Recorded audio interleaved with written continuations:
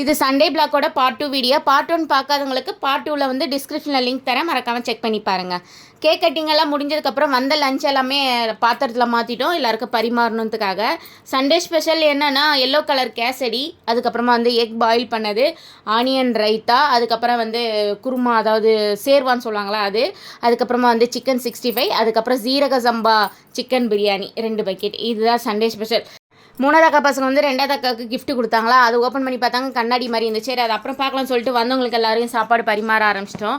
அவங்களாம் சாப்பிட்டு முடிச்சதுக்கப்புறம் நானும் உட்காந்து சாப்பிட ஆரம்பிச்சிட்டேன். அதான் கேசரி, அதுக்கப்புறம் ஆனியன் ரைத்தா, குருமா, அதுக்கப்புறமா எக்கு, அப்புறம் சிக்கன் 65, சிக்கன் சீரக சம்பா பிரியாணி. லெக் பீஸில் எலும்பு மட்டும் தான் இருந்தது, லெக்கை காணோம். சரி ஓகே சாப்பிடுவோம். சாப்பிட்டு முடிச்சுட்டு கொண்டாடி எல்லோரும் உட்காந்து ஜாலியாக பேசினோம். இந்த கிஃப்ட்டில் தான் அந்த ஃபோட்டோ வச்சு ஃப்ரேம் போட்டிருந்தாங்க, சூப்பராக இருந்தது.